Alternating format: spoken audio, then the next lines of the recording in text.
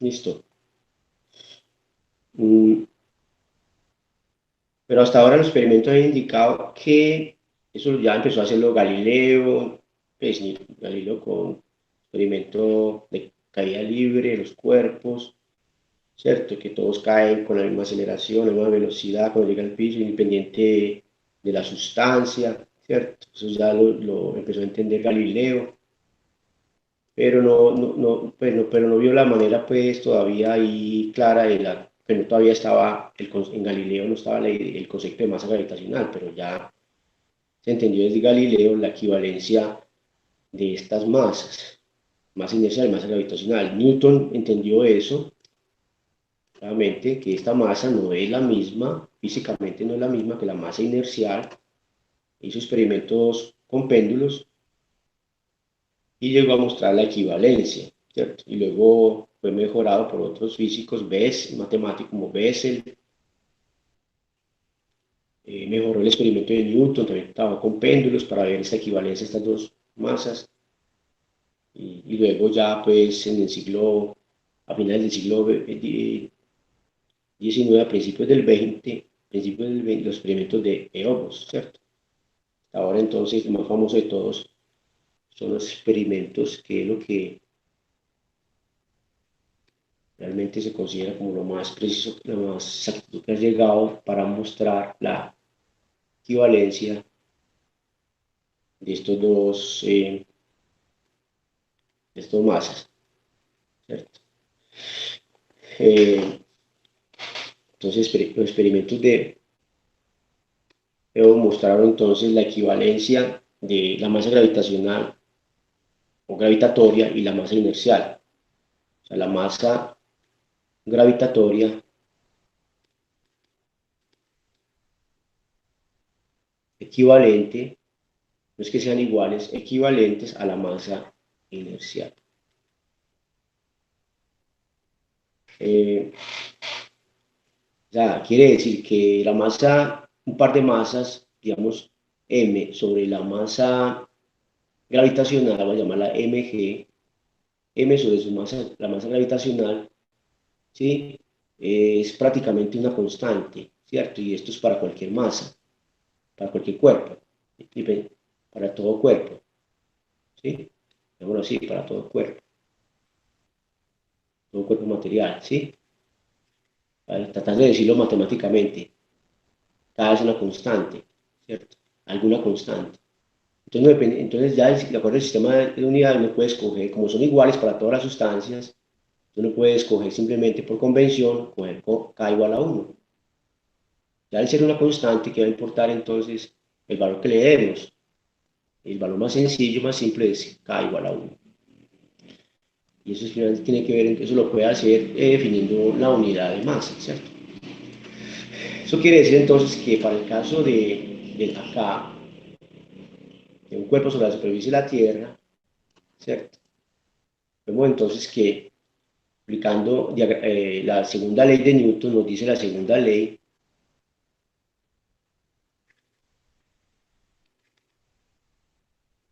¿cierto? Que pues la masa inercial, ¿cierto? Por la aceleración, ¿sí? Vamos a ponerle una flecha, es igual ya a la fuerza gravitacional, ¿cierto? Pero aquí importa, mira que la flecha siempre como que se vuelve necesario, pero yo quiero quitarla, entonces voy a poner esto más oscuro. Ahí está en forma vectorial, ¿cierto? Entonces la fuerza es menos G, pero ahora la masa gravitacional de la Tierra, la masa gravitacional de la Tierra, la masa gravitacional del cuerpo, ¿cierto? Y, bueno, dividido por la distancia al cuadrado, en la dirección de R, ¿cierto?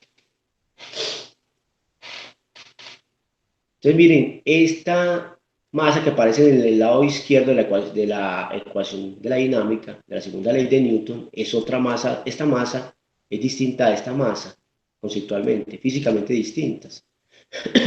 Entonces, deberíamos ponerle a eso otra cosa, un subíndice, digamos que esta m sub i de masa inercial y aquí una g de masa gravitacional. ¿cierto? Yo voy a ponerle aquí, no esta mg mayúscula, voy a borrar esta mg mayúscula, voy a ponerle más bien una g minúscula. Y aquí y a la otra, I. Entonces, m sub I es la masa tal cual que aparece en la segunda ley, que es la masa inercial, ¿cierto? Recuerden la definición operacional de masa, la que empezamos, ¿cierto? Pero esta otra que aparece en la segunda, en la ley de la gravitación universal, es otra masa. Esta propiedad es la materia que mide la intensidad del campo gravitacional. Esta es la masa gravitatoria o gravitacional. Entonces, nuevamente, son equivalentes, ¿cierto? Son conceptualmente distintos, pero los experimentos indican que son. Por ejemplo, este experimento de Obos, hoy en día va en una exactitud de una parte en 10, creo que 10 a la menos 11 o 10 a la menos 12. Así se lee esto, una parte en 10 a la menos 11. Esa es la exactitud que tiene, entonces, que muestra esa equivalencia entre las dos masas, ¿sí? En la época de Obos, la exactitud era como una parte en, o 5 en 10 a la, una, o una en 5 por 10 a la menos 7, o una parte en 10 a la menos 8. Entonces, los experimentos fueron realizados más precisos, la misma idea de Obos y llegó a este nivel de exactitud hoy en día, más o menos, a la menos 11 menos 12. Entonces, prácticamente ya se elevó a un principio, como no se pudo explicar, obviamente esas cosas que no se explican, no entienden por qué son así, y los experimentos indican que son equivalentes hasta cierta precisión, cierta exactitud. Entonces, muchas veces se eleva a principio, digamos que eso es ya un principio de la naturaleza, llamado principio de equivalencia de la masa inercial y la gravitatoria, que recuerden ustedes que fue el punto de partida de la relatividad general de Einstein, ¿cierto? Bueno, entonces, cuando dividimos esta ecuación de arriba por la masa, vamos a dividir la ecuación esta por la masa inercial, encuentro que la aceleración A del cuerpo sobre la superficie, sobre la superficie de la Tierra es menos g por la masa gravitatoria de la Tierra, ¿cierto? Sobre R2 por la masa gravitatoria del cuerpo dividido la masa inercial del cuerpo, del mismo, ¿cierto? En la división de R, ¿cierto? Entonces, precisamente por esta equivalencia y eligiendo K, el valor más sencillo, más simple de todos, que es 1, podemos decir tranquilamente que se cancelan esas dos masas, ¿cierto? Por eso es que decimos que estos se cancelan, como si se cancelaran, entonces queda menos g, la masa de la Tierra, dividido el radio, la distancia al cuadrado del centro, y a esta cosa se le llama la aceleración de la gravedad. Y a esto se le llama g, vector, ¿sí? En la superficie de la Tierra, para R, ahí decimos, para R igual, digamos, Profe, ahí la Tierra, ¿cierto? perdón, tengo una ¿No? pregunta. Sí, Perdón, profe, tengo una dime. pregunta. Eh, pues en el momento en el que Newton dijo esto, que no eran iguales y lo probó, las otras personas tampoco sabían que la masa inercial y la gravitacional no, pues eran diferentes conceptualmente hablando. Sí, todo el mundo, después de Newton, todo el mundo entendió después de Newton que eran conceptualmente diferentes, ¿cierto?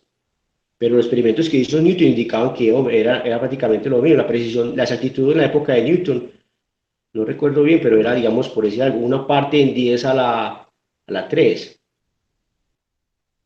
¿cierto? ¿Sí? Entonces, es como una precisión entonces de 10 a la menos 3. Aquí yo estoy diciendo una parte en 10 a la menos 11, perdón, en 10 a la 11, ¿cierto? O sea, una precisión de 10 a la menos 11. Una parte en 10 a la 11, disculpen, ¿cierto? Estoy diciendo una parte en 10 a la 11, ¿cierto? O sea, una precisión, una exactitud de 10 a la menos 11, en otras palabras, pues, ¿cierto? Sí, entonces él con los experimentos que hizo Newton no pudo diferenciar esas dos masas conceptualmente, ¿cierto? En magnitud pues eran equivalentes. Conceptualmente, ¿por qué son distintas? Porque operacionalmente son distintas, ¿cierto? Hay una propiedad de la materia, la que está asociada a la interacción gravitacional. Esa propiedad la llamamos masa o carga gravitatoria, ¿cierto? Eso que tiene que ver con la masa y la otra propiedad que tiene relacionada con la resistencia al cambio de estado de movimiento, ¿sí me entienden? Con la inercia. Conceptualmente son dos cosas distintas, son muy distintas, totalmente distintas. Entonces, ¿por qué esa coincidencia, cierto? Esas dos mostraba que todos los cambiaba, por ejemplo, en un péndulo, digamos que una esfera hueca, el péndulo, ¿cierto? Le agregaba diferentes sustancias, la llenaba de agua, la llenaba, no sé, de arena, o cambiaba la esfera por diferentes materiales y observaba lo mismo. O sea, hay que medir el periodo, el tiempo, el periodo del péndulo y no cambiaba el periodo, ¿cierto? Es eso. Entonces, a eso se refería Newton con esa equivalencia de esas dos, que era el mismo periodo independiente, no diferenciaba pues de la sustancia, del cuerpo, la materia. Entonces, ya se empezó, Newton entendió que esas dos Profe, cosas ¿puede, eran puede equivalentes. haber el caso en el que las masas gravitacional y inercial no sean equivalentes? No, hasta ahora no, ningún experimento lo ha mostrado. En todas las situaciones, ¿cierto? Esas dos cosas son equivalentes. No. Listo, profe, gracias. Lo físico lo consideran, los científicos o físicos lo consideran como un misterio de la naturaleza. O sea, y todo misterio cuando no lo podemos dilucidar, y los experimentos indican pues de que eso es un hecho, pero hasta cierta exactitud, ¿cierto? Entonces, como no hay manera experimentalmente de ver si de pronto hay alguna diferencia en algún punto, en un momento, puede que no sea exactamente equivalente, sino que a partir de, digamos, los 100, los 11 o 12 ceros, empieza ya a variar el numerito, si cambio de sustancia, de material, entonces hay unas pequeñas, pero eso no se ha mirado experimentalmente, no se ha observado, hasta pues, entonces el experimento no ha mostrado eso. Entonces, cuando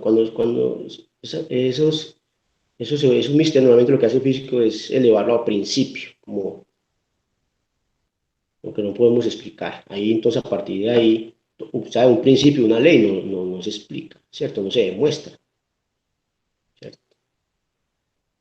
Un axioma en matemáticas, es lo equivalente a un axioma en matemáticas, ¿cierto? No, no se demuestra, ¿cierto? Bueno, entonces este misterio se promovió a principio de equivalencia más inercial y más gravitatoria. Entonces, para R mayor, que recuerden que el radio de la Tierra es ¿de qué orden? 6.370, ¿cierto? 6.370 y algo. Un radio promedio, pues estamos hablando del radio promedio de la Tierra, es como 6.371 kilómetros, ¿cierto? Entonces, cuando nos movemos sobre la cercanía de la superficie de la Tierra, 100 metros, 200 metros, vemos que sería muy poquita el cociente entre, digamos, Z que tengo yo acá, este dibujito Z, este Z a partir de la superficie de la Tierra, sobre el radio de la Tierra, será muy pequeño en caso de que el cuerpo se mueva en esa región en un rango de, digamos, 1 kilómetro. La variación del G sería muy pequeña. Entonces G, ¿cierto? G vector va a ser entonces menos la constante de la masa de la Tierra sobre el radio de la Tierra al cuadrado, ¿cierto? Y en la dirección de R. Y si metemos los numeritos, recuerden que la masa de la Tierra,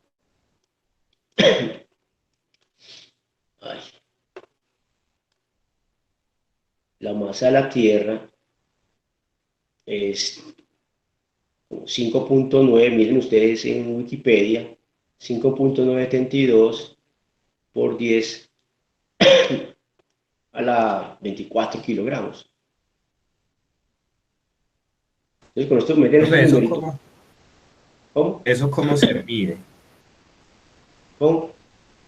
¿Eso cómo Ya, se mide? ¿Cómo la miden? ya a partir, mira, RT, ahí, RT ya se sabe cómo medir, ¿cierto? RT se mide, ¿cierto? Con el experimento de Experimento Eratóstenes. Eratóstenes y obviamente ya satelital, eso está muy mejorado, pues el RT ya está muy preciso, hay muchas técnicas de medición del radio de la Tierra, ¿cierto? Eh, la G la podemos medir, ¿sí o no?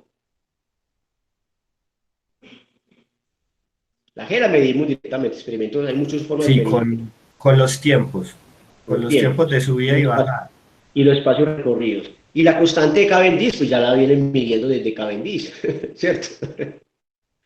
Entonces ahí podemos medir, gracias a la ley Ya, de gravitación de Newton, podemos medir la masa de la Tierra, ¿cierto? Y también el efecto sobre la Luna, ya verificado pues de muchas formas, ¿cierto? Ese sería un experimento, hay muchas otras formas de medir la masa de la Tierra, ¿cierto? A partir, obviamente, de la ley de gravitación universal, ¿cierto? ¿Listo? ¿Me entendió, Jonathan? sí, señor. Entonces esto es menos 9.8, más o menos, ¿cierto? Metros por segundo al cuadrado. O sea, si quieres decirlo así, menos G, ya G no tan retenido, digámoslo así como los niños, y esta G no retenida, no regañaron a Alejandra tal vez por utilizar palabras tan pueriles. Este es el G en la superficie de la Tierra, ¿cierto? ¿De acuerdo?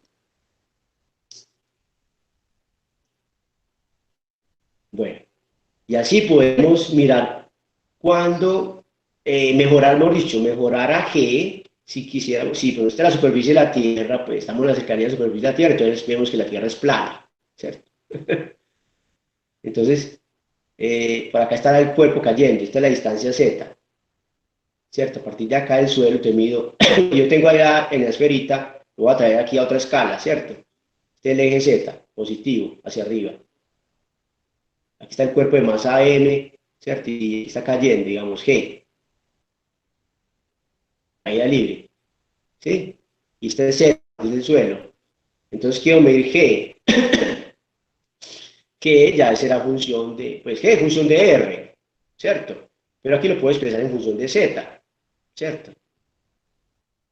Y quedaría entonces menos G, la masa de la Tierra, sobre el radio de la Tierra más Z, sería el R. Por eso la dependencia con Z de G, ¿cierto? En la dirección de R. O sea, en ese caso ya puedo decir si K es hacia arriba positivo, K pues está en la dirección del eje Z positivo, entonces ya cambio R, cambiaría R ya radial, porque ya estoy mirando la Tierra como plana, entonces ahí, por ejemplo, para esta región, ¿cierto? Una región relativamente pequeña, esto quedaría así, cambio R, R igual a K, pero R igual a menos K, perdón, ¿cierto? o hacia arriba. Ah, no, R igual acá, disculpen ahí. Ahí en ese punto coincide. Que miren que el radio va en esta dirección. ¿Sí? Por acá está el centro de la Tierra, el centro, digamos que está abajo, centro de la Tierra. Entonces por aquí estaría el R, apuntando hacia arriba, ¿cierto? Radialmente. Pero entonces en esta región, si miro, cambio el sistema de referencia, pongo acá el origen en la superficie de la Tierra, el eje Z vertical, entonces miren que R coincide. Entonces aquí pueden ustedes hacer una expansión, ¿cierto? Y ver cómo es, ¿cierto? Considerando, por ejemplo, Z sobre R de la Tierra, si me mueve una región pequeña, digamos menor que 1, mucho menor que 1, puedo mejorar entonces, estimar mejor el valor de la aceleración y ponerla en función de Z. Es un cálculo sencillo, hacer una expansión del binomio de Newton, ¿cierto? Y considerar esta ecuacióncita, porque usted en RT más Z al cuadrado que está en el denominador lo puedo factorizar, puedo sacar RT, sale el cuadrado y queda 1 más Z sobre RT al cuadrado, ¿cierto? ¿Sí o no? Entonces acá, si Z, si, bueno dicho, la expansión del binomio de Newton sería esto, ¿cierto? Entonces sería 1 más 2 por Z sobre RT, ¿cierto? La N por L menos, ¿acuerdan la expansión? 1 a la 2, 2, perdón, aquí está, disculpen, a la menos 2, perdón, aquí está a la menos 2, a la menos 2 porque lo subí al denominador. Entonces, el denominador queda a la menos 2, a la menos 2, al subirlo, ¿cierto? ¿Qué haría esto? Menos 2 acá. ¿Cuál es la ecuacióncita esta que ustedes 1 más x a la n, ¿cierto? Es 1 más n por x a la qué? A la 1, ¿cierto? Más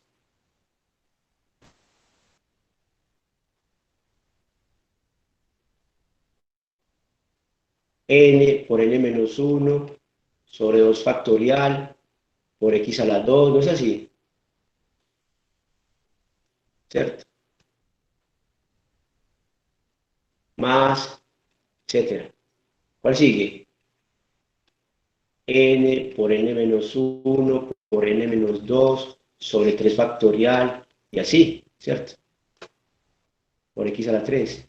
Entonces, cuando x es muy pequeño, ¿cierto?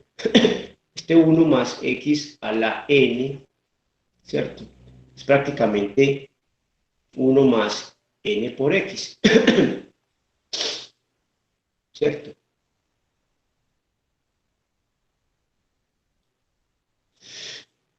¿De acuerdo? A no ser pues que necesite uno considerar también uno puede pues, mejorarla, tomar términos de segundo orden, aquí términos de primer orden, ¿cierto? Entonces uno hace esto acá, términos de primer orden, entonces quedaría menos 2 por z sobre rt, ¿cierto? Y ahí podría, mire, con esta expresión podríamos tener una dependencia, una relación de G en función de Z, para acá, reemplazando este denominador por esta expresión. Pues subiéndolo al numerador y reemplazándolo por esto. Ah, pero aquí me faltó menos 2, disculpe, menos 2 el exponente de RT, ¿cierto? ¿Sí? Bueno, entonces terminen ustedes para que encuentren esa relación. Bueno, ahora la interacción, rápidamente la interacción de Coulomb o electrostática, la interacción eléctrica, ¿cierto? Y tenemos aquí en esta diapositiva, la interacción electrostática es también una interacción de largo alcance con la gravitacional, ¿sí? Y es la interacción pues, responsable de muchas fuerzas fenomenológicas que vamos a ver enseguida, y otros fenómenos como las chispas, ¿cierto? La tensión superficial, la adherencia de los cuerpos, la adherencia estática, o sea, fuerzas de cohesión, las fuerzas de un resorte, estirado, comprimido, en fin.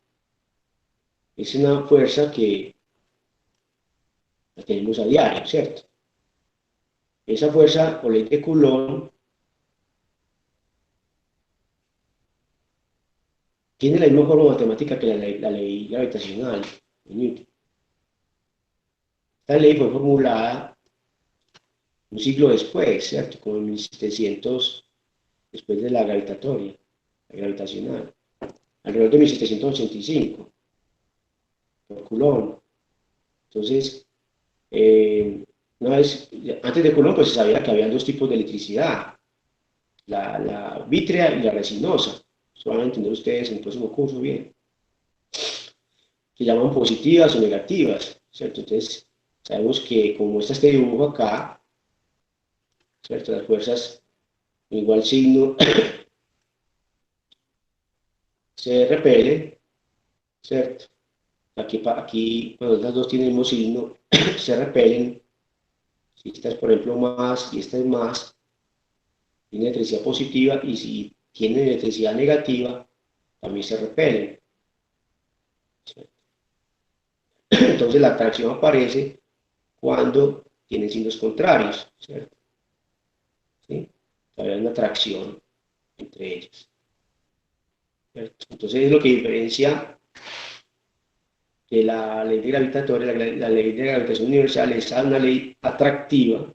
No hay cargas, no hay masas negativas, ¿cierto? No hay masas, masas gravitatorias negativas, ¿cierto? Como si tiene esta otra propiedad llamada carga eléctrica. Otra carga o masa eléctrica también se podría llamar, masa eléctrica, o sea, asociada, la propiedad asociada a otra interacción, una interacción de naturaleza muy distinta a la gravitatoria, como ya se ha mostrado desde hace mucho tiempo.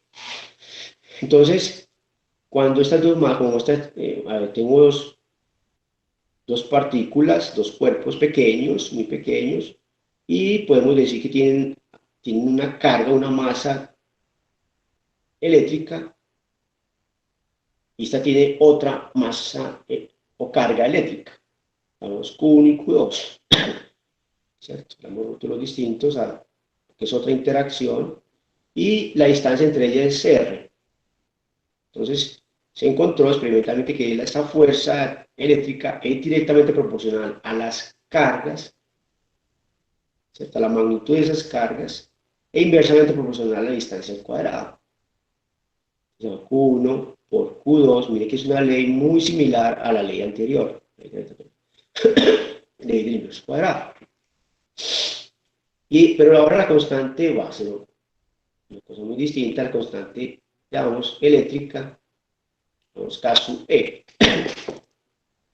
La constante va a depender pues, de las unidades, del sistema de unidades escogido para el sistema de unidades elegido para decidir cuál es la unidad de carga eléctrica, ¿cierto? Entonces, el sistema de unidades que escojamos. Y esto, vamos a poner una elección de R, digamos que es la fuerza, si quiero indicar la fuerza sobre la carga 2 debido a la 1, sería entonces la forma matemática, y aquí escribiría sobre la carga 2 la fuerza. Usted puede hacer, como podría ser así o en sentido contrario, así o asá, o sea, o blanca o verde. Eso de blanca o verde va a depender entonces de cuál es el signo del producto de las cargas, ¿cierto? Esta F es un vector, ¿cierto? Ahí está, porque R es el vector unitario que va de la carga 1, la que ejerce la fuerza, sobre la carga 2. Entonces el vector unitario lo ubicamos en la carga 1, señalando la carga 2, así como la fuerza gravitacional. La fuerza de una masa, la masa 1 sobre la masa 2. Así lo leemos esto. Este es su índice, 2, 1. La fuerza sobre la carga 2 debido a la carga 1. ¿Cierto? Entonces puede ser verde, la verde, o puede ser la blanca. Entonces, será la blanca, será así si el signo del producto de las cargas es positivo o es más, ¿cierto? El signo como no es más, si el signo es más. Y será verde o atractivo, sería el caso de una fuerza atractiva, si el signo del producto de las cargas Q1 por Q2 es negativo, ¿cierto? Entonces, esta forma matemática está contenida las dos clases, las dos formas, los dos tipos de interacción, atractiva o repulsiva, ¿cierto? Recuerden que esta es la repulsiva, fuerza repulsiva, y esta a la derecha, fuerza atractiva, ¿cierto? ¿Sí?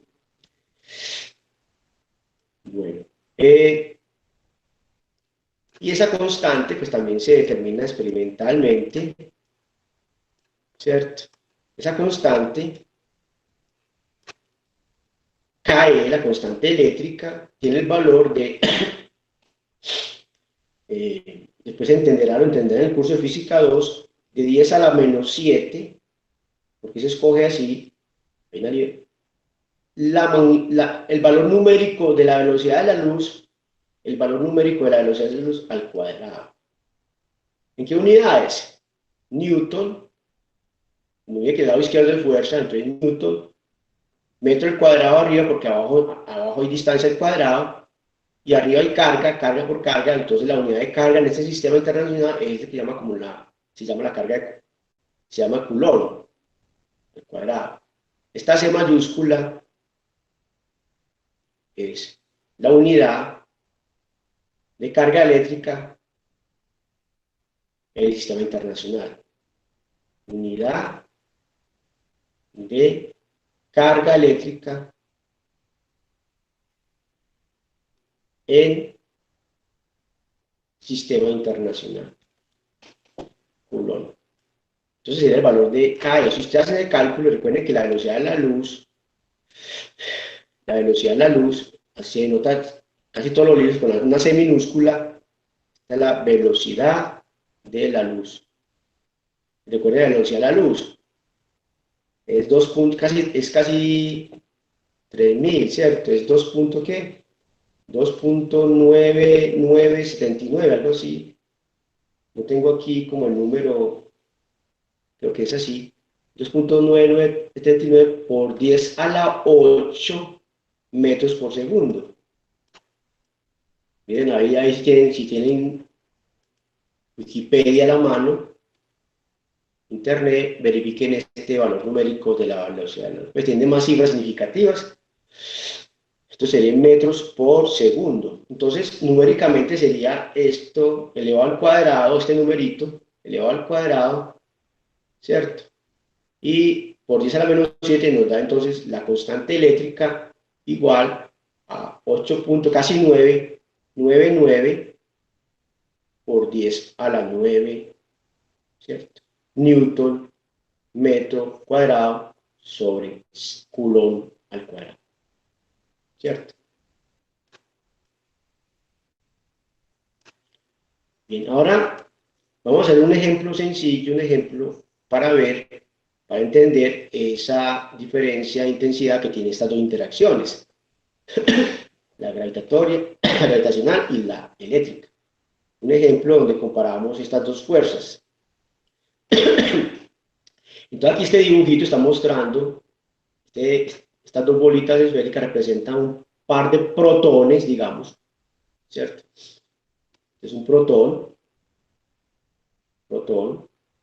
y otro protón, es el símbolo del protón, una P minúscula y un superíndice más, la notación usual de notar el protón.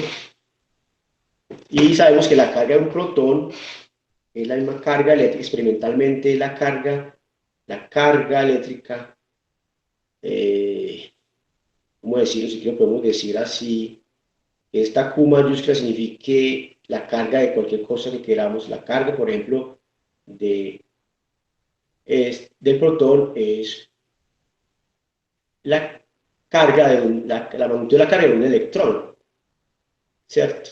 Y la carga de un electrón es 1.602 por 10 a la menos 19, ya se midió experimentalmente, ¿cierto?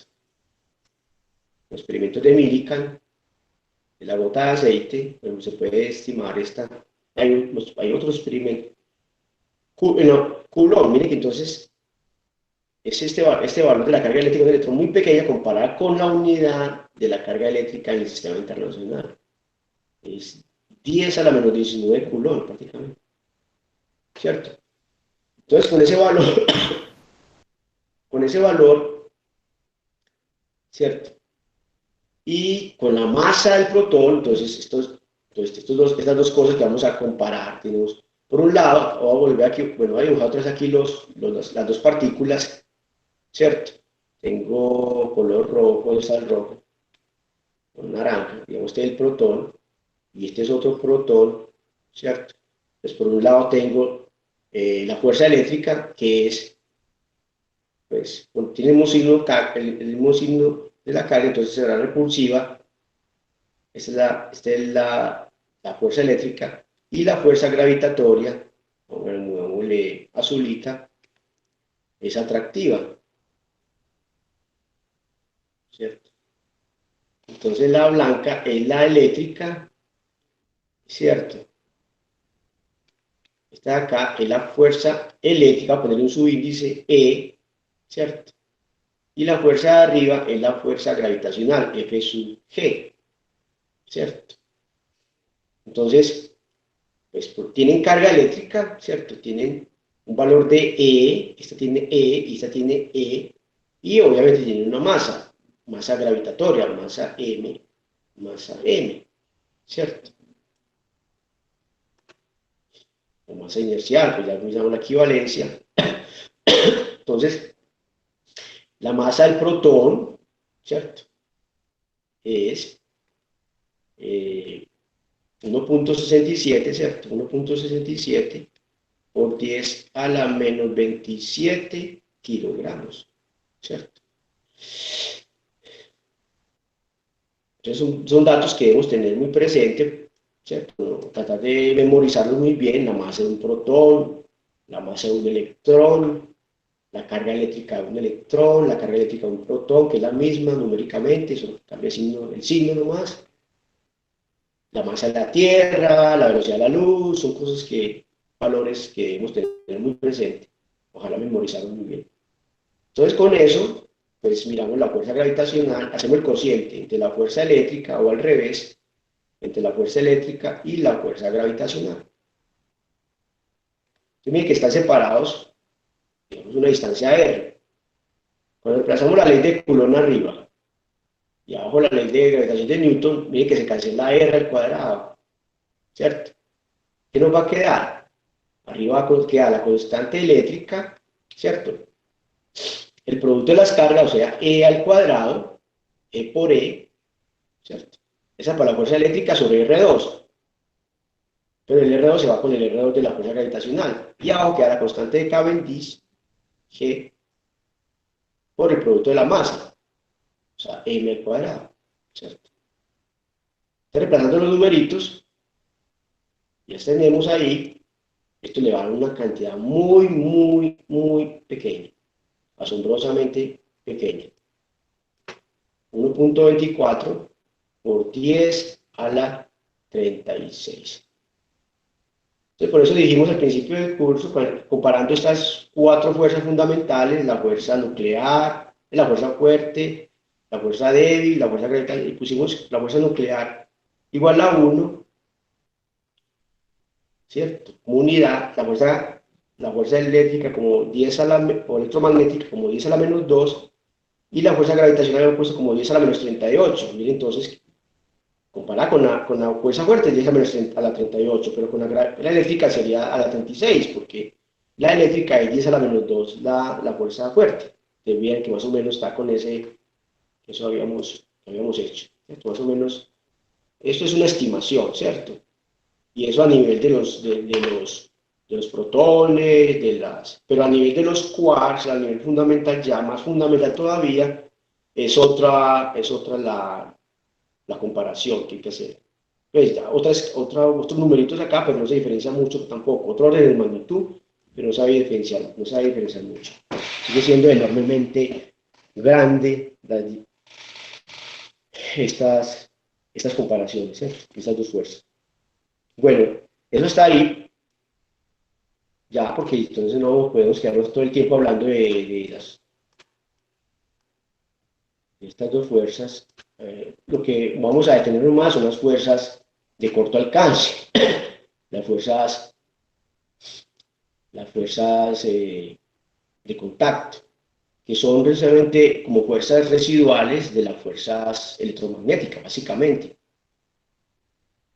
Entonces, ¿qué son esas fuerzas de contacto? Miren, por ejemplo, acá, el contacto que tiene este niño que le está jalando esta cuerda, amarrada a este perrito, ahí está, que también tiene una fuerza de contacto, y la ejerce a través de la cuerda, el contacto que tiene su mano con la cuerda directamente.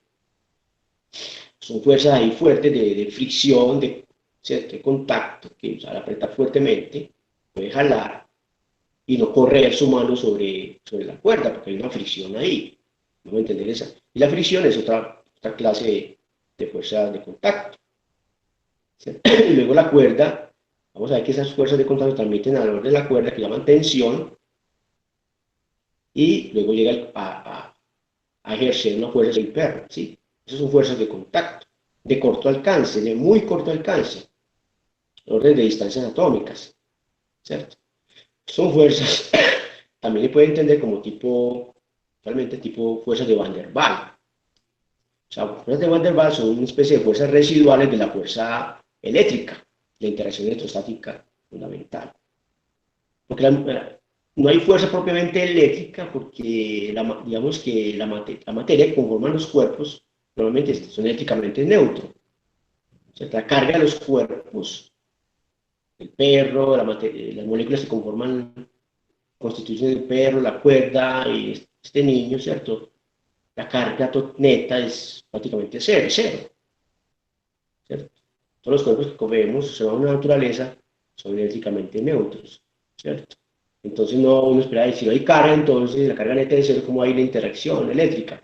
No es la interacción eléctrica a nivel fundamental, sino el efecto de esa interacción eléctrica. Uno puede entender luego más una especie de, llama fuerzas de Van der Waals. Tipo fuerzas de Van der Waals, ¿cierto? Bueno, entonces esas fuerzas de contacto son fuerzas que se transmiten eh, entre los cuerpos por interacciones finalmente atómicas, moleculares, de corto alcance, ¿cierto? De corto alcance, y esas son las fuerzas de Van der Waals. Ya no va a ser una dependencia 1 sobre R2 con la interacción de Coulomb, sino 1 sobre R6, ¿cierto? Que cae rápidamente, ¿cierto? 1 sobre R6, 1 sobre R4, son fuerzas ya muy débiles, ¿cierto? Ustedes rápidamente caen, es decir, se entiende como fuerzas de corto alcance, ¿no? Bueno, entonces el ejemplo es el más, vamos a empezar a mirar, es el de una cuerda. Voy a poner este dibujito acá mejor, acá adelante. Ahí tenemos, por ejemplo, un ejemplo de fuerza de contacto de la fuerza de una cuerda, o a lo largo de una cuerda. Y podemos, para entender un poquito esto, eh, podemos pensar en una cuerda como compuesta, digamos, de la cuerda. Vamos a girar el grosor de la cuerda, ¿cierto?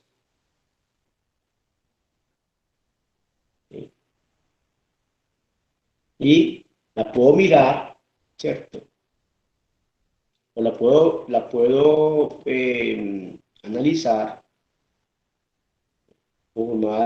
compuesta de secciones cortas. Por ejemplo, esa que están acá en el libro, esta acá, esta la izquierda, vean acá. Miramos tomamos una sección de cuerda entre estos dos puntos, A y B, ¿cierto? Entonces yo cojo, por ejemplo, acá, señalo un punto A y este punto B, ¿cierto? Y lo veo, pues para entenderlo de una manera más clara, ¿sí? Digamos que estoy tomando este pedazo de cuerda que va del punto A al punto B, me detengo acá, ¿sí? ¿Y qué pasa ahí en esos puntos A y B? Entonces, esto lo represento así, yo no estoy del lado izquierdo, no sé cómo separarlo, no es que le esté, para verlo mejor, es como ver una lupa acá, ¿cierto? Una lupa, ¿cierto? Poner una lupa ahí, entonces aquí está la roja, ¿cierto? El segmento que tomé, y aquí está la otra, pedazo de la cuerda, y este es el que tomé, ¿cierto? Entonces, aquí está el punto, digamos que, por ponerlo en la mitad, para que está el punto A, y acá está el punto B de la cuerda. No es que la cuerda se haya roto, no. ¿Qué puede estar pasando ahí? Aquí estoy haciendo una especie de efecto lupa, ¿cierto? Ah, no, perdón, aquí estoy mirando solamente un punto. Ay, ay, estaba mirando nomás, ay, me dañé el dibujito. Ah, no, pero ahí está bien. Acá lo puedo mirar así. Este es el efecto lupa para el punto A. Es una lupa,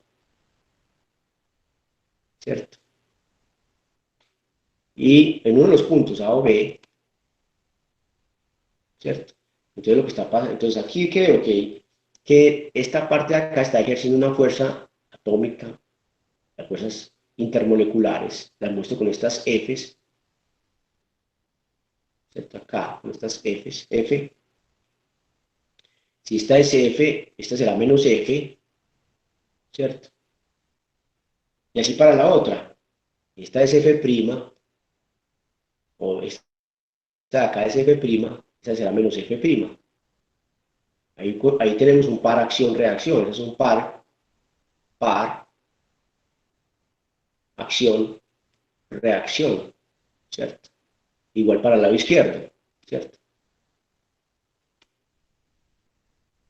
¿Sí?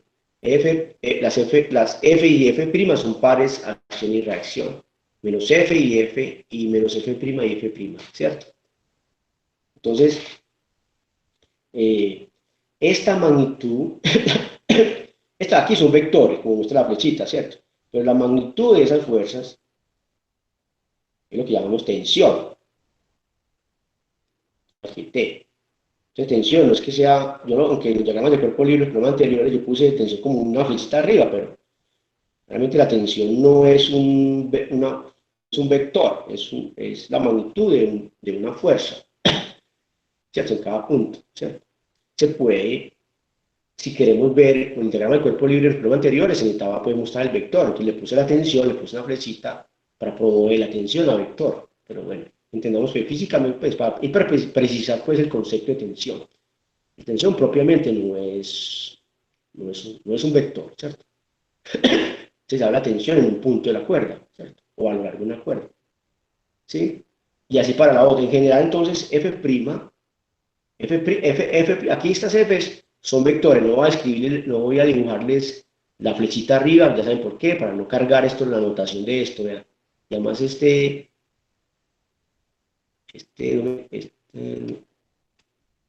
lápiz me queda dar un trazo más fino. Aquí, entonces, F' sería la tensión T', hemos dicho. Más precisamente, T' la tensión en el punto B y arriba en el punto A. La tensión en la cuerda en el punto A, la tensión en la cuerda en el punto B. En general son distintas, ¿cierto? Entonces se puede tener también un modelo idealizado de esto. Es decir, vamos a simplificar todavía más esto y decir, vamos a pensar un modelo idealizado como una cuerda, una cadena larga de moléculas, ¿cierto? Un modelo, digamos, idealizado de la cuerda, pensando una cuerda muy delgada, ¿cierto? El límite sería, el límite de lo delgado sería el tamaño de una molécula, ¿cierto? O sea, como si las moléculas, tuviéramos una cuerda de una molécula lineal, digamos así, una sustancia conformada de moléculas, de una cadena de moléculas, mejor dicho. Ahí, cada puntico de esto representa una molécula, ¿cierto? Una cadena larga de moléculas. Entonces es una cadena de moléculas unidas por las fuerzas intermoleculares, o sea, que son de tipo electrostáticas, o de Van der Waals, ¿cierto? Cadena de moléculas.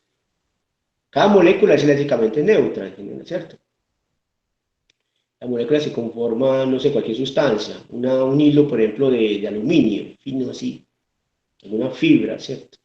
Diga, cada uno de los átomos o moléculas que conforman esa sustancia son eléctricamente neutros. Entonces, ¿cuál es la fuerza intermolecular que las mantiene unidas, ¿cierto? Que es la atracción que hay entre ellas. Son fuerzas de tipo Van der Waals, básicamente. ¿Sí? Así como en una molécula de dióxido de carbono, por ejemplo, CO2, que tiene estos CO2, la representación sería así, un oxígeno, el carbono es una molécula lineal, ¿cierto? Y ya aquí están los enlaces, el tipo de interacción electrostática que une los átomos para conformar la molécula de dióxido de carbono, pero este ya es otro tipo de interacción, también eléctrica, también electromagnética, pero no de Van der Waals, ¿cierto? Y ahí ya es otra cosa, pues, pero aquí cada una, es como si cada una de estas cositas bonitas fuera dióxido de carbono, por decir algo, o fuera, no sé, cualquier cosa, carbono, que sea, cualquier molécula, lo que pueda tener un hilo, una cadena así. Entonces, entre ellas habrán fuerzas de atracción, tipo electromagnética, pero residual, tipo Van der Waals, por ejemplo. Estos son, digamos, enlaces covalentes en química, enlaces covalentes, ¿cierto? Pero es otra cosa, ¿cierto? No es la que estoy mostrando acá. ¿Sí? Entonces, acá entre ellas, en cualquier par de ellas, esa está siendo atraída por esta otra, esta a su vez atraída por esta otra y así, sucesivamente, ¿cierto? Podríamos numerarlas, digamos las moléculas, esta es la primera en la cadena, esta es la segunda, la tercera, y por acá está la enésima, esta última por acá. Tengo n moléculas que forman una cadena lineal, una cadena. Y sobre esta, una de ellas, digamos, sobre el extremo, en uno de los extremos, ejercemos una fuerza, digamos sobre la 1, va a ejercer una fuerza F, es la fuerza aplicada, o fuerza externa. La fuerza externa sobre la cadena que es aplicada directamente sobre la primera molécula, digamos así, fuerza aplicada, ¿cierto? Entonces acá, sobre la molécula 1, también ejerce una fuerza intermolecular la molécula 2, y a su vez sobre la 2, la molécula 1 ejerce una fuerza intermolecular, ahí tengo un par acción-reacción, ¿cierto? Y así nos vamos yendo hasta la última molécula, hasta la enésima. Entonces sobre la 2 ejerce una fuerza la 3 y sobre la 3 ejerce una fuerza la 2. Y así. Ahí tengo entonces esos parcitos acción-reacción, ¿cierto? Y puedo numerar cada una de estas fuerzas. Digamos la F1, le pongo si quiero un superíndice, Esta verde es la fuerza 2, pues la magnitud, estoy escribiéndola ahí. La una será positiva, la otra negativa, ¿cierto? Sentido contrario. Y así me voy con todas, ¿sí? Hasta la última, digamos, por acá, pues la enésima, ¿sí? Esta sí y esta sí. Y por acá arriba, entonces, que esta es la fuerza, la magnitud de la fuerza, sí. ¿Cierto? Entonces, ¿qué me encuentro? ¿Con qué me encuentro? Pues si esa cadena está en reposo, ¿cierto?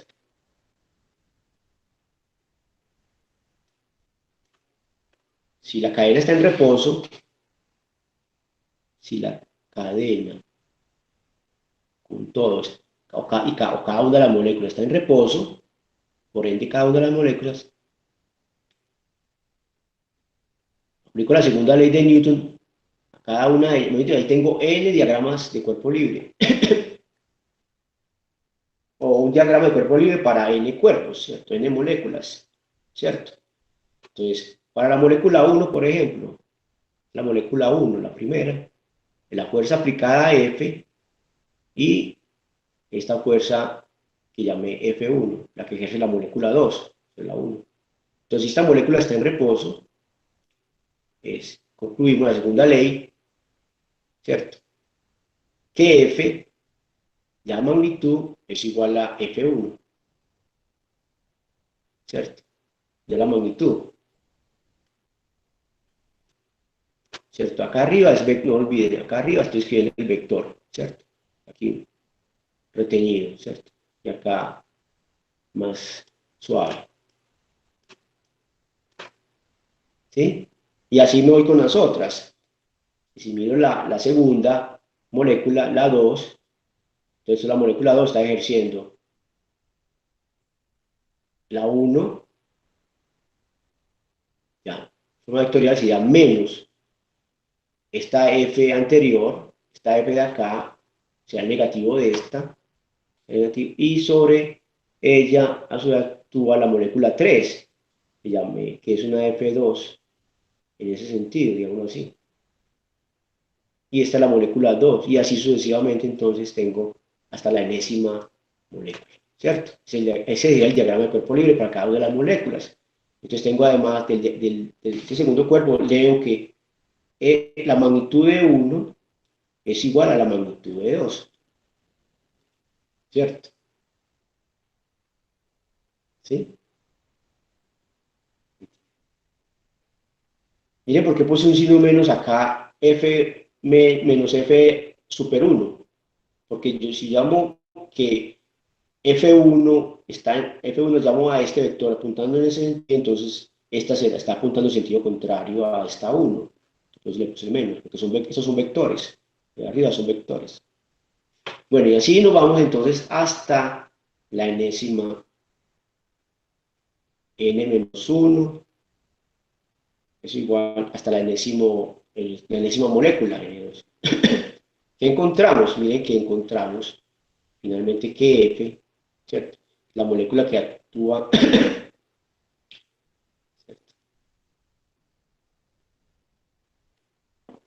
hemos dicho, que la molécula que se aplicó a la primera es la misma que se aplicó a la última, en magnitud. En magnitud. Si toda la cuerda está en reposo, la fuerza que aplicó a la última se transmitió a lo largo de la cuerda hasta la última molécula. Eso que está diciendo eso, ¿cierto? ¿Cierto? Y este diagrama está mostrando como lo que puede estar pasando ahí con la intensidad de las fuerzas intermoleculares. Cualitativamente, más o menos está pasando esto, ¿cierto? Esta muestra la fuerza que está dando entre dos moléculas, ¿cierto? De una cuerda, esa cuerda que, ¿sí? Lineal que graficamos ahí. La fuerza entre dos moléculas la llamamos tensión, ¿cierto? Ponemos lo mismo de arriba, miren que es la tensión, ¿cierto? Y esa tensión, esta F o T, el autor no la llama T, aquí la llama F, tiene más o menos este comportamiento con la distancia entre las moléculas. ¿Qué pasa? Cuando no se aplica ninguna fuerza digamos acá, ¿cierto? Bueno, esta F0, ¿cierto? Entre ellas habrá una fuerza, un punto de equilibrio, ¿cierto? ¿Sí? Un R0, llamamos R0 donde no hay, está la cuerda pues sin tensión, digamos así, porque ya están ellas como solamente sometidas a la fuerza intermolecular entre ellas. Pero a medida que aplicamos una fuerza sobre el cuerpo aparece una tensión. ¿Sí? Si aumentamos, estiramos, por ejemplo, empieza a aparecer una fuerza de tensión entre ellas que balanza las fuerzas intermoleculares. ¿Cierto? Se va aumentando como la separación. Esto es pues, muy pequeño, ¿cierto? Entonces, este es el comportamiento de la fuerza aplicada, ¿cierto? Y la separación entre las moléculas, R2, R0, hay una separación promedio entre ellas, R0, punto con una posición de equilibrio, y empezamos a aplicar una fuerza externa, entonces aparece esta fuerza de tensión, y obviamente va a modificar entonces la separación entre las moléculas, pero si esa fuerza excede cierto valor máximo que llaman acá, si jalamos demasiado la cuerda, ¿cierto? Aparece entonces ya eh, mm, ya la fuerza entre ellas se hace ya no débil, pero una fuerza ya que, como la separación es grande, miren, ya entre las fuerzas intermoleculares ya no es capaz de balancear esa fuerza aplicada externa, entonces la fuerza intermolecular se hace ya débil porque aumentó la distancia, como es de corto alcance, ¿cierto? Eh, que ya no puedes lograr restablecer el equilibrio, ¿cierto? En cada uno de esos puntos, antes de llegar a la máxima, las moléculas, las fuerzas intermoleculares restablecían el equilibrio, se balanceaban esta fuerza aplicada. Pero ya eso no va a ser indefinido, ¿cierto? Llega un punto en que se rompe la cuerda, precisamente eso, romper la cuerda es que ya esta fuerza aplicada supera esas fuerzas intermoleculares, ¿cierto? La magnitud, porque la separación entre las moléculas ya llega a un punto en que ya se vuelve débil esa fuerza intermolecular, ya no es capaz como es atractiva, ya no es capaz de vencer esta fuerza aplicada. Entonces se rompe la cuerda. ¿Sabes? Las moléculas continúan separándose con esta fuerza máxima a partir de ahí, ¿vale? Por encima de esta fuerza máxima las moléculas continúan separándose, esto que está mostrando esta curva acá. Bueno, y por lo contrario, si la tratamos de, por una varilla metálica, por ejemplo, si la tratamos de comprimir una fuerza en sentido contrario, ¿cierto? Lo que hace es, aparece una repulsión entre ellas, ¿cierto? Eso es una posición de equilibrio.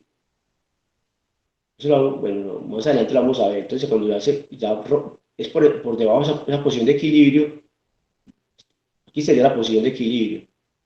Pues si está la acercamos, si esta distancia es menor que la posición de equilibrio, ya aparece lo contrario entre ellas, una fuerza de repulsión. Estamos mostrando acá esta región de repulsión. Y ya acercar las moléculas, ¿cierto? Disminuyendo la distancia entre ellas, ¿cierto? De la posición de equilibrio hace que aparezca una fuerza en sentido contrario, ya repulsión. Entonces la fuerza que estaríamos aplicando ahí sería en ese sentido, ¿no? Una fuerza externa aplicada de compresión, no como está mostrando acá esta otra cadena, que esta es una fuerza de estiramiento, de, de tensión. Esta fuerza es de compresión para poder pasar a esta otro diagrama de abajo, la región repulsiva, ¿cierto? Tenemos que aplicar una fuerza en sentido contrario al anterior. Bueno, eso pues, ahí rápidamente, así por encima, eso. Y acá, pues, si mira como dos ejemplitos que están en el libro, pero voy a contarlos rápidamente. Dos ejemplitos. Aquí tenemos el primer ejemplo. Vamos a mirar un bloque y una cuerda. Un bloque con una cuerda. Dejó de compartir la pantalla. ¿Sí? Aquí yo no he movido nada, ¿qué pasaría? Todos están en la misma situación.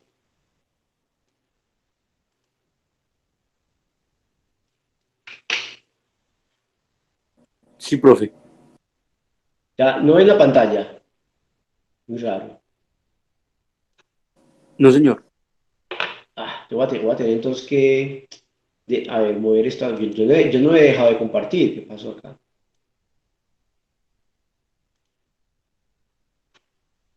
No veo.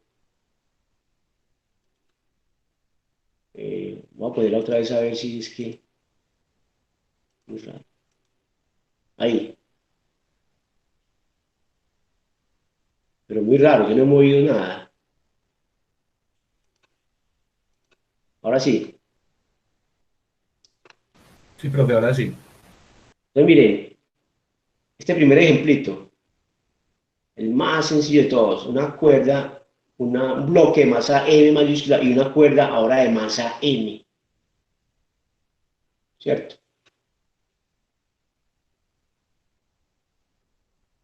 Sea uniforme o no la masa de la cuerda, no importa para lo que vamos a hacer. Vamos a ver, la pregunta es eh, hallar la fuerza que ejerce la cuerda, cuál es la fuerza sobre el bloque debido a la cuerda. O sea, acá en el punto de contacto entre el bloque y la cuerda, en este extremo. ¿Sí? La pregunta es, ¿cuál es la fuerza sobre el bloque debido a la cuerda? ¿Cierto? Es muy sencillo.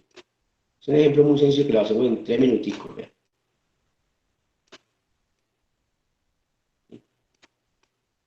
Entonces, para ese problemita, la masa, el diagrama de cuerpo libre, entonces este es el bloque, y sobre él actúa una fuerza F, si quiere póngale 1 o digan la fuerza que ejerce la cuerda, como quieran ustedes llamarla. Esto. Y este entonces es el bloque de masa B. Ahí con este rótulo de la masa de mayúscula ya se sabe que este puntico representa el bloque, ¿cierto? Y habría que hacer un diagrama de cuerpo libre para la cuerda, porque ahora tiene masa. Entonces toda la cuerda la vemos como un puntico, ¿cierto? También, este puntico representa la cuerda con todo, de masa M. Entonces ahí el problema está diciendo que hay una fuerza externa aplicada sobre la cuerda que está en el extremo de la derecha. Entonces sobre ese punto está así, una fuerza F, ¿cierto?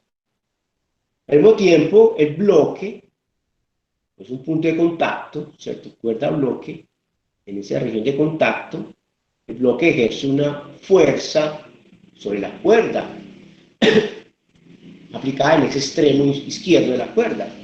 Esta fuerza es la fuerza sobre la cuerda, también de tipo cuerda, cuerda-bloque, pero la voy a poner prima. Ahí mire que yo no puse signos, menos, ¿cierto? Por el caso anterior hice. Yo puedo entonces hacerlo de dos maneras.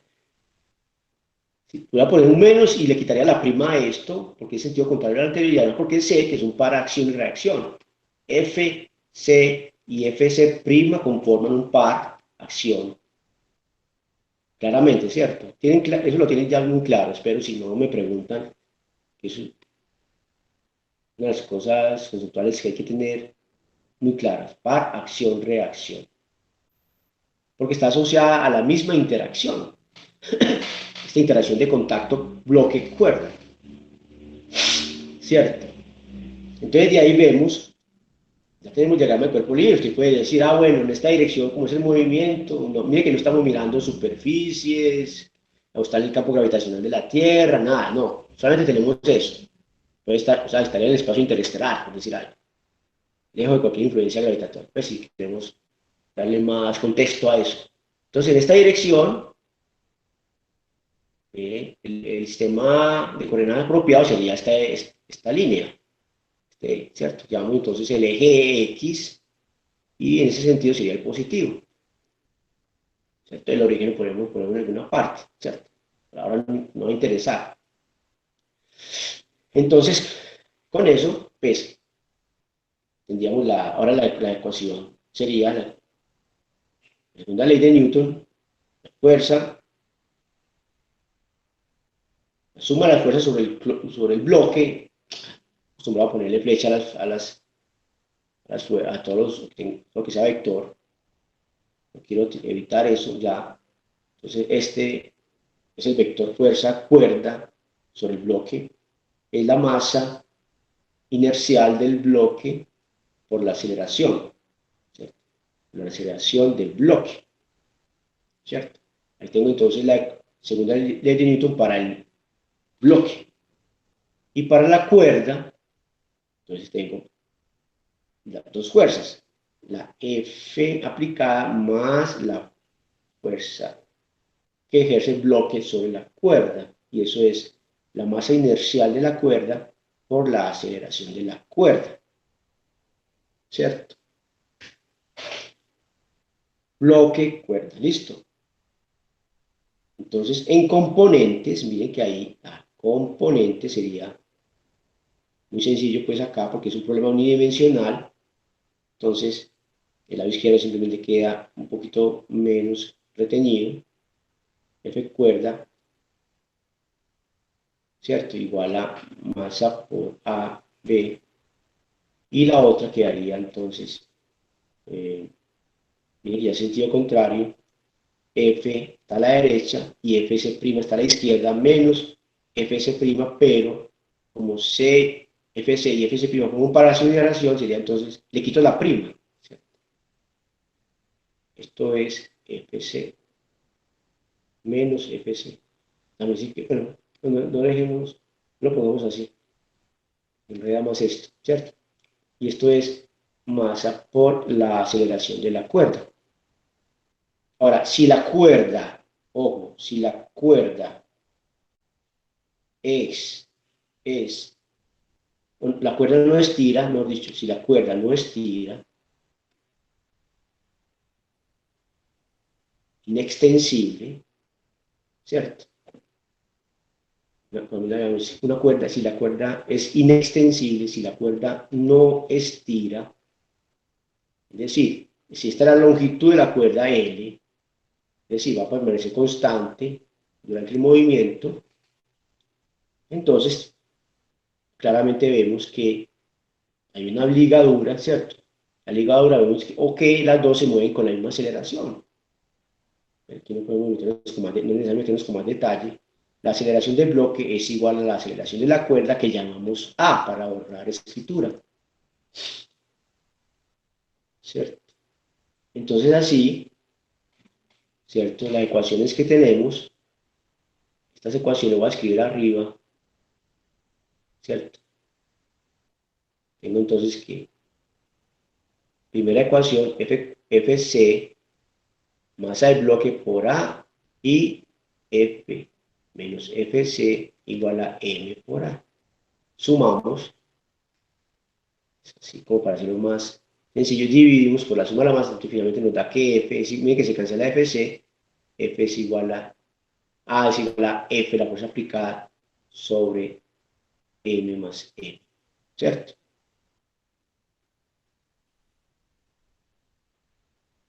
¿Sí?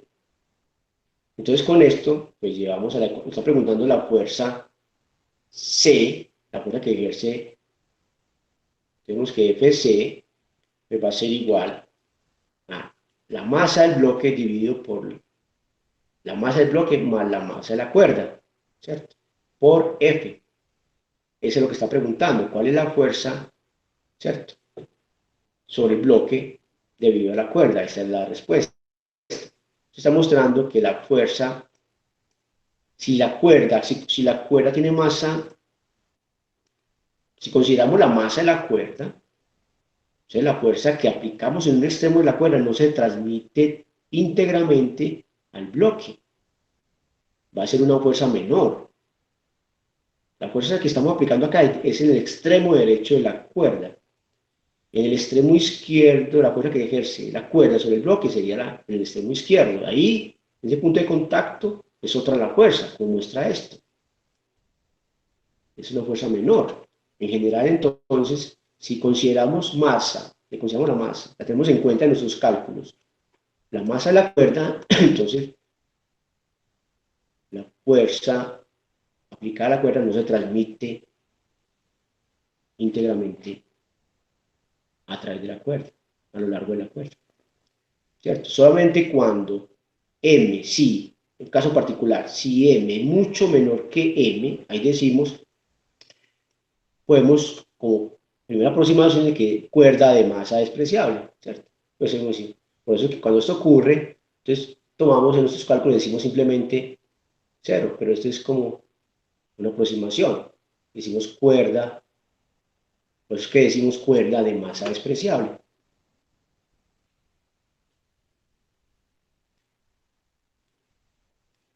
Es la frasecita que agregamos nosotros, ¿cierto? Cuerda de masa despreciable e inextensible. Es porque realmente no es que sea 0, ¿cierto? Porque M es mucho menor que M, y en ese caso vemos claramente que FC, ¿cierto? Si vimos por M, numerador y denominador, o sea, FC que es M más F, es igual, arriba dividimos por M, da 1, y abajo da 1 más M sobre M por F. Y M mucho menor que M significa que M sobre M es mucho menor que 1, ¿cierto? Entonces esto igual prácticamente, o es prácticamente, no es que sea igual, sino que es prácticamente F, casi F. Entonces ahí sí, la fuerza aplicada en la cuerda se transmite íntegramente o casi que totalmente, toda ella en magnitud al bloque, ¿cierto?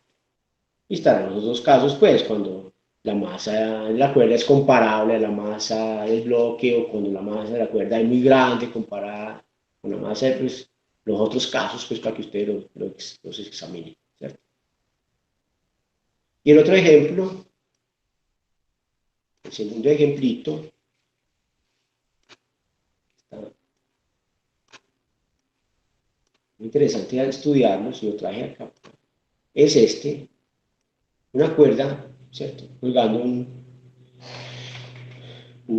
la rama de un árbol, ¿cierto? Un árbol, una cuerda pegada. Y aquí le podemos poner un bloque, ¿no? Pero solamente la cuerda va a mirar una cuerda con masa M. Mire que en el problema anterior no fue necesario considerar si la masa de la cuerda es uniforme o no, porque nos preguntaban nomás por la fuerza que ejerce la cuerda sobre el bloque. Pues si nos preguntaran por la tensión en algún punto de la cuerda, ahí sí tenemos que saber si la cuerda tiene masa uniforme o no. Si no la tiene, entonces ¿cuál sería la relación? ¿Cierto? La relación de la densidad de la masa de la cuerda con la distancia. O sea, conocer la densidad en cada punto de la cuerda, para poder saber, conocer la tensión en cada punto de la cuerda. ¿Sí? El caso más sencillo que utilizamos, en el caso simplificado, pues que es muy buena aproximación, es de considerar cuerdas de masa uniforme, ¿cierto? Entonces, lo que vamos a hacer. Entonces, hagamos ese ejemplito, ilustremos eso. Entonces, segundo ejemplo.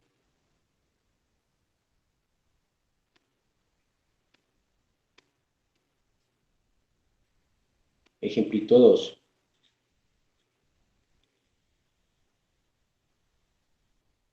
¿Cierto? Entonces, que llama el autor la cuerda colgante. La cuerda colgante, ¿cierto? Entonces tenemos una cuerda de masa uniforme M. Voy a ponerlo por acá, aquí mejor hacemos acá, ¿cierto? Aquí está, digamos, una de las ramas, aquí está el lazo, para armar el columpio, ¿cierto? Vamos acá, para que está el nudito, muy fin, bueno, se lo hace más bonito que yo. Y a partir de acá, justo en este punto de acá, consideramos la longitud de la cuerda, no todo lo demás, sino hasta acá. Entonces sería L, ¿cierto? L. Punto de contacto con el árbol y este extremo de la cuerda. Y a partir de acá, pues señalamos cualquier posición del extremo de abajo, como podría ser de arriba, eso no, si podría generar aquí, lo hace el autor así, pero eso no, lo pueden cambiar, poner el origen arriba, ¿cierto? Pero a partir del extremo inferior medimos X. Señalamos un punto acá de la cuerda, digamos acá, una distancia X del extremo inferior. Ahora, está diciendo que la cuerda es de masa uniforme. Cuerda de masa. Esto. Cuerda de masa uniforme. ¿Qué significa esto?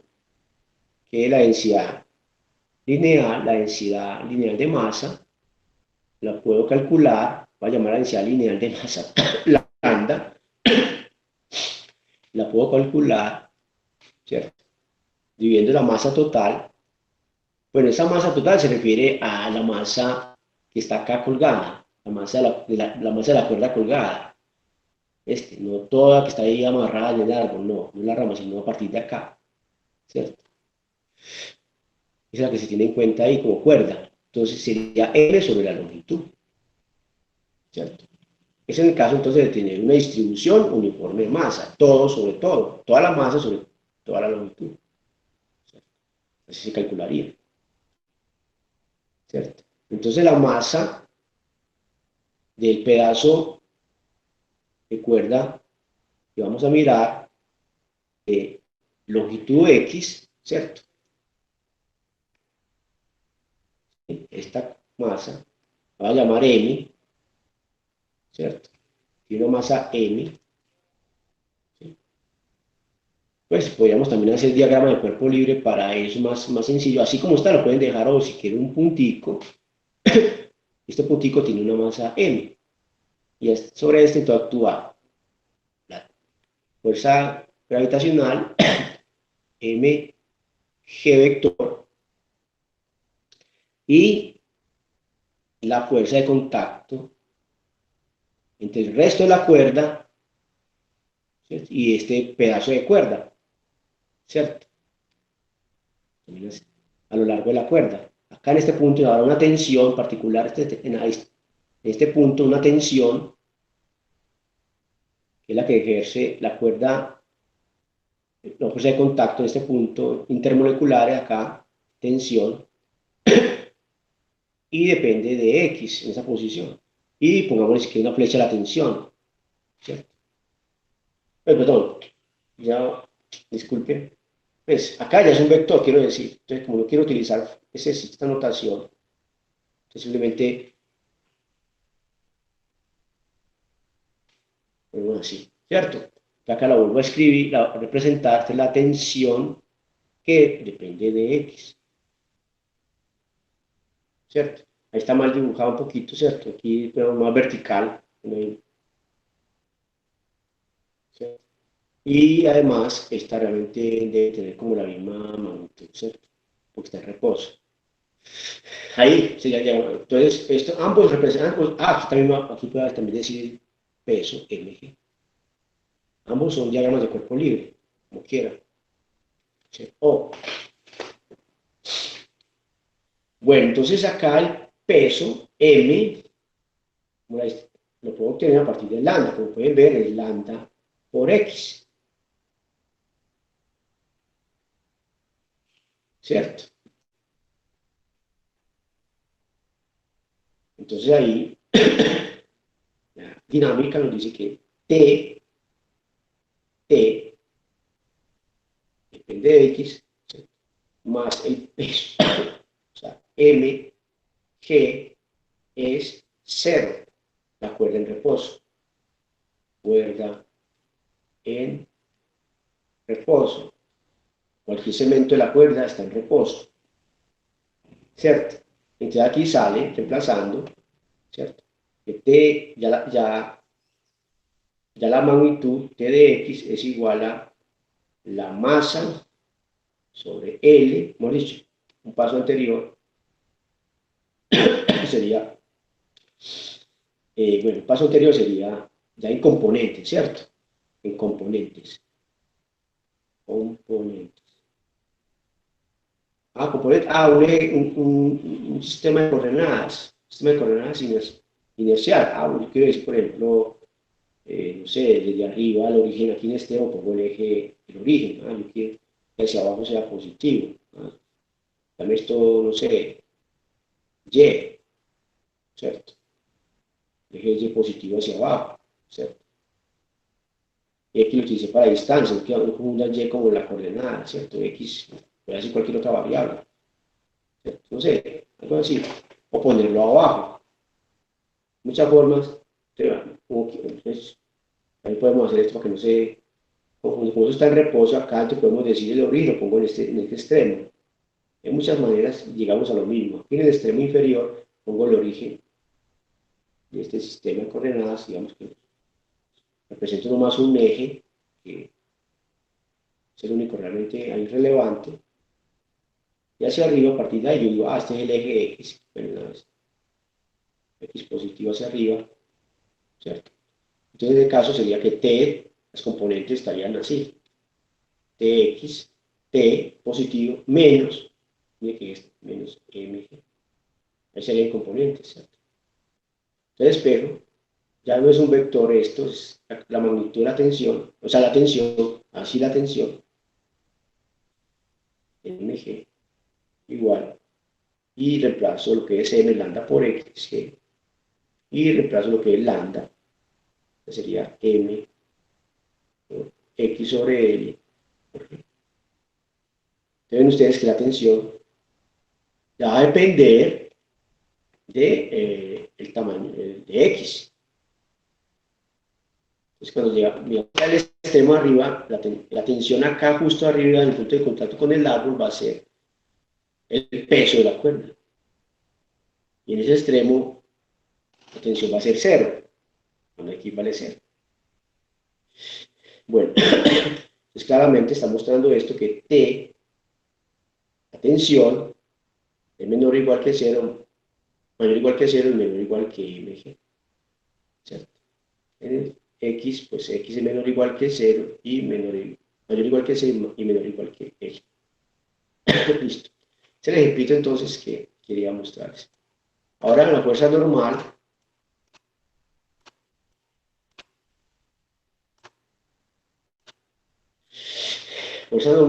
y fricción, ¿cierto? El origen de la fuerza normal, es un ejemplo que yo quiero hacer acá, pues ya no me dio el tiempo. El origen de la fuerza normal es el mismo, es muy similar al origen de la tensión en la cuerda. Son fuerzas de contacto, ¿cierto? Imaginen, por ejemplo, una superficie así, de cualquier forma, y encima un bloque, no sé, un bloquecito. Entonces, habrá una fuerza sobre él, no sé, y se punta, esa fuerza en general, la que ejerce la superficie de contacto sobre el bloque tendrá alguna dirección cualquiera, ¿cierto? No sé, es decir, esta, una fuerza F, ¿cierto? Pero esa fuerza F la vamos a descomponer en una fuerza perpendicular a la superficie de contacto y en una fuerza de fricción. No hemos hablado de fricción. La fricción vamos a dejarla si quiere con F minúscula, vector. Y aquí está N, todas estas son vectores. Y la fuerza N normal. Estoy diciendo que esta fuerza en general, entonces, que ejerce, no estoy mirando las demás fuerzas, sino la interacción entre superficie y cuerpo. Esta fuerza F es una suma vectorial de F más N. Lo que quiero es que por lo menos esta N, mostrar ahí, ahora esta F minúscula, vamos a entenderla más adelante como la fuerza de fricción. Esta fuerza N es lo que llaman la fuerza normal.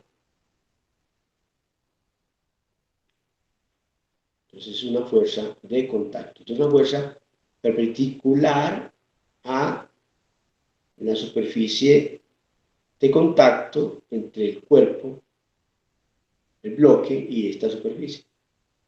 O cualquier cuerpo acá. ¿Sí? ¿Sí? De la superficie. ¿Sí? Entonces, es descomponer esa. Y esta fuerza de una vez pues llamo la fuerza de fricción. Ambas son fuerzas entonces intermoleculares, ¿cierto? ¿Sí? Eh, y la fuerza de fricción, pues es una fuerza que, por definición, es una fuerza que se opone, va a oponer al movimiento relativo de los cuerpos. Estoy mostrando esto ya, porque voy a hacer un ejercicio, pues ya no me dio tiempo de hacerlo. Vamos a ver. Entonces lo otro sería la fuerza de fricción. Fuerza de fricción. ¿Cierto? La fricción es pues, es un fenómeno, pues, con escribirla, para escribir es algo complejo, depende de la estructura pues, ya detallada a nivel molecular, es una fuerza fenomenológica, macroscópica, ¿cierto? Que resulta de las interacciones, un gran número de interacciones moleculares de cuerpos. Entonces, por eso es que como es el resultado de la interacción intermolecular entre un número muy grande de moléculas de átomos, muy grande, enormemente grande, entonces resulta muy complicado para describirla o analizarla de manera, pues, o a partir de primeros principios, ¿cierto? O sea, de principios fundamentales. Entonces, además porque es una fuerza, ¿cierto? A nivel microscópico tipo Van der Waals, ¿cierto? Entonces, por eso por eso se estudia y se analiza fenomenológicamente. Entonces, haciendo experimentos, mira cuál sería la naturaleza de esa fuerza, ¿cierto? Eh, entonces, las reglas empíricas son mm, las que vamos a considerar para describir esta fuerza de fricción, ¿cierto? Entonces, tiene, por ejemplo, un cuerpo, una superficie horizontal, digamos, y acá encima, pues, un bloque, cuerpo, nuevamente un bloque, como si un paralelepípedo, vamos, es que se analiza, ¿cierto? Donde acá tenemos la superficie de contacto, este rectángulo sería la superficie de contacto entre el bloque y la superficie, ¿cierto? Esto va, pues, más allá, esto sí, estaría así, ¿cierto? Y esta es digamos, el área de contacto, ¿cierto? Perdón, el área de la superficie del cuerpo, el área A. Pero realmente, como es a nivel microscópico, hay un área real de contacto. No sé cómo, pues, podemos dibujarlo, por decir algo, representarlo como en esta superficie. Realmente el área real de contacto no es toda la superficie del cuerpo, ¿cierto? Entonces, digamos que esta es una área, queda muy feo con ese color, es el área, un área efectiva, como quieras llamarla, un área, voy a llamarla área efectiva, efectiva. Para abreviar A sub E, EF. O sea, la área de contacto ya a escala atómica, ¿cierto? A escala molecular, microscópica, ¿cierto? ¿Sí? Entonces, cuando se coloca un bloque sobre una superficie, no, hay una región de esa superficie que está realmente, hay una interacción entre las moléculas del bloque y las moléculas de la superficie. No todas las moléculas en esta área del bloque, no todas las moléculas que están que conforman esta área, esta cara del bloque, ¿cierto? No cada una de ellas están en contacto o ejercen interacción con las moléculas de la mesa, microscópicamente, ¿cierto? ¿Sí? porque esto no es una superficie perfecta. Ahí uno se acerca a esto, a mirar la superficie, son unas montañas, unos relieves se ven ahí, ¿cierto? Entonces, y además por ser la interacción de Van der Waals de corto alcance, esta interacción de contacto de muy corto alcance, entonces quiere decir que habrán unas moléculas que están muy lejos del resto de las moléculas de la superficie. Habrá algunas moléculas del bloque, de esa superficie del bloque, que están lejos, entre comillas, lejos porque no están en la región de interacción, ¿cierto? Lejos de las moléculas que conforman la superficie. Entonces, por eso es que el área efectiva general, el área efectiva es menor que el área de, de esta cara del bloque, ¿cierto? Bueno, entonces, ahí esa relación, digamos, esa fracción, área efectiva sobre el área de bloque, es lo que se puede entender que experimentalmente se observa, empíricamente, que va a ser proporcional, directamente proporcional a la presión. Voy a poner aquí presión, ¿cierto? Entonces es importante este resultado que experimentalmente muestra para muchos cuerpos, eso es más complejo todavía, pero aproximadamente esto es así, mostrando que finalmente la fuerza es independiente del área de contacto, ¿cierto? O sea, que usted voltea el bloque, lo pone en otra cara, ¿cierto? Va a observar que la fricción entre las superficies se va a encontrar, para este mismo bloque, pues, lo ponéis de otra manera, lo ponéis vertical, ¿cierto? Cambia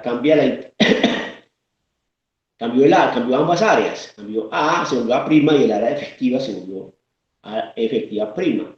Pero va a resultar que la fricción va a ser independiente, ¿cierto? Del área de contacto. ¿Cierto? Si llamamos el área de contacto toda esta área A, ¿cierto? Si giramos este bloque, lo ponemos, por ejemplo, en el área más pequeña del bloque en contacto y miramos la fricción, nos va a experimentar, empíricamente nos va a dar que prácticamente la fricción es la misma, o el coeficiente de fricción o la fuerza de fricción va a ser la misma, ¿cierto?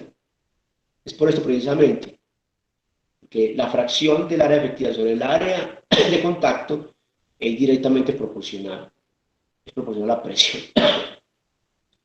Entonces uno encuentra eso empíricamente, ¿sí? Entonces empíricamente va a encontrar que esta fuerza de fricción, F, la magnitud, ¿cierto? Es proporcional, ¿cierto? Una vez justo cuando empieza el movimiento, se mide, va a ser directamente proporcional a la fuerza normal, ¿cierto? ¿Sí? O sea, tenemos que la normal, ese problema que tengo acá, uy, se me acabó la claridad, voy para otro. Esta es la superficie, ¿cierto? Este es el bloque,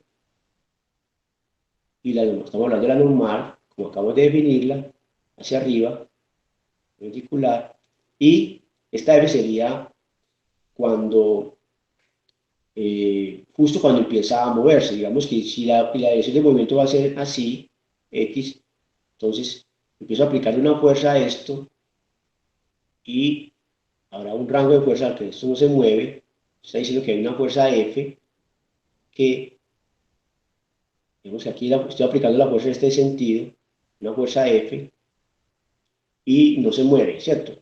Ahí está el reposo, F es igual a F', esta F que está mostrando ahí, está siendo menor o igual, cuando no aplico nada, pues cero, pero cuando empiezo a aplicar una fuerza F a la derecha, hacia la derecha, sigue estando el bloque en reposo cuando instantáneamente se mueve, entonces ahí donde una vez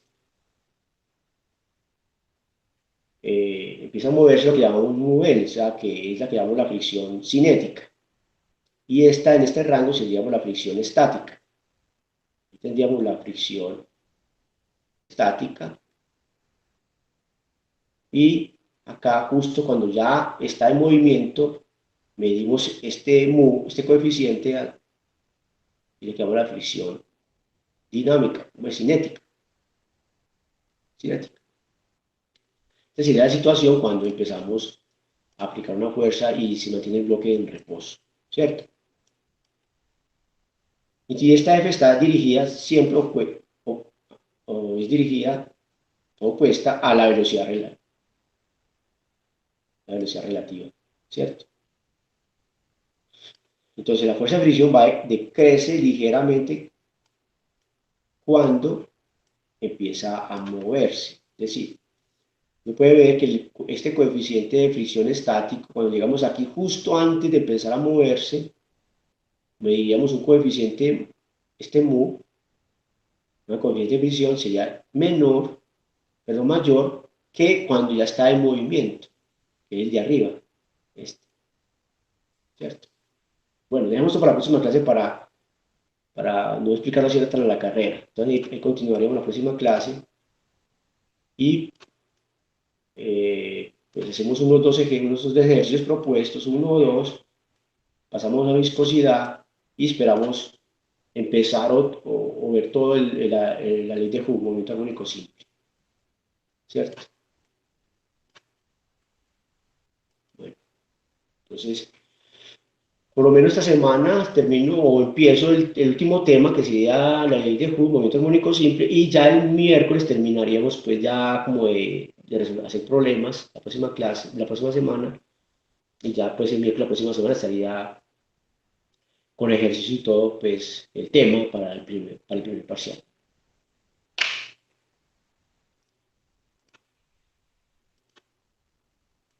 Bueno muchachos, feliz día.